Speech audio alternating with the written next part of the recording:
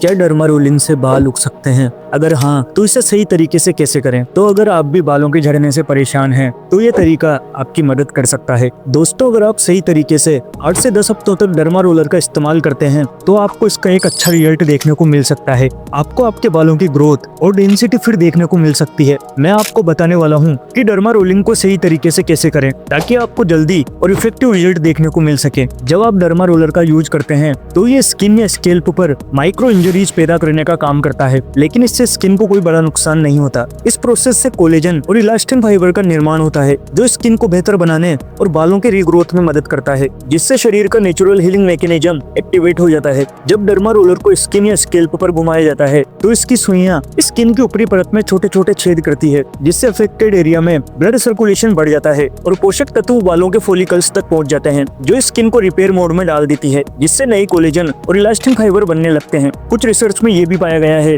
कि derma rolling बालों के विकास में मिनोक्सिडिल से भी ज्यादा असरदार हो सकता है। अगर आप सही रिजल्ट चाहते हैं, तो सबसे पहले सही डर्मा रोलर का चुनाव करना बहुत जरूरी है। डर्मा रोलर के अलग अलग साइज होते हैं, लेकिन बालों के ग्रोथ के लिए 0.5 mm से लेकर 1.5 mm तक की 540 टाइटेनियम सुई वाली डिवाइस सबसे बढ़िया होती है। आपको सिर्फ उस एरिया पर डर्मा रोलर का इस्तेमाल करना है जहाँ बाल झड़ गए हों या पतले हो गए हों। अगर आपके पूरे सिर के बाल झड़ रहे हैं, तो बाकी हिस्सों में भी आप डर्मा रोलिंग कर सकते हैं। आप बालों पर शैम्पू करने के बाद बालों को सुखाकर डर्मा रोलर का इस्तेमाल कर सकते हैं। सबसे पहले आप अपने बालों को समतल कर लें, ताकि डर्मा रोलर आसानी से चल सके। ये जरूरी नहीं है, लेकिन अगर आप चाहें तो कर सकते हैं। अब जहाँ बाल पतले हैं, वहाँ हल्के दबाव के साथ 5 से 7 बार वर्टिकल घुमाएं, फिर 5 से 7 बार हॉरिजॉन्टल घुमाएं, और जब आपकी स्किन हल्की लाल हो जाए, तो समझ जाइए कि आपने सही तरीका अपनाया है। लेकिन याद रहे, इस्तेमाल के तुरंत बाद डर्मा रोलर को सैनिटाइज जरूर करें या गर्म पानी में 1 मिनट तक डुबो कर रखें, जो रोलर पर लगी गंदगी और तेल को हटाता है और होने वाले संक्रमण के जोखिम को कम करता है। आपको कम से कम महीने में 1 बार डर्मा रोलिंग करनी चाहिए, लेकिन अच्छे परिणाम के लिए इसे हफ्ते में 1 बार करना सबसे अच्छा होता है। डर्मा रोलिंग के बाद मिनोक्सिडिल लगाना बहुत फायदेमंद होता है। कई स्टडीज ने यह साबित किया है कि इन दोनों को साथ में इस्तेमाल करने से बालों की डेंसिटी में बहुत फर्क पड़ता है।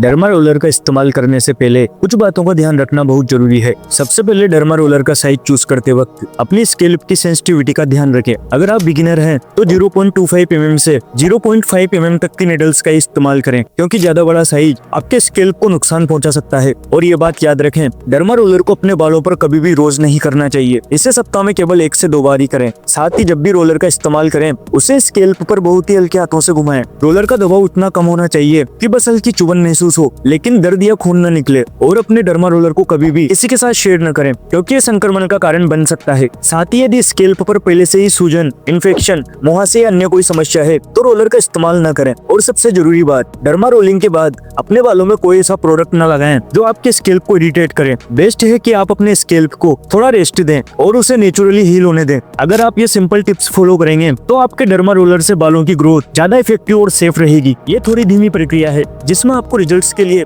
थोड़ा पेशेंस रखना होगा। ये एक तरीका है जिसे अगर आप सही तरीके से करें, तो इसके अच्छे रिजल्ट्स देखने को मिल सकते हैं। अगर ये वीडियो आपको यूजफुल लगी हो, तो वीडियो को लाइक और चैनल को सब्सक्राइब करना ना भूलें।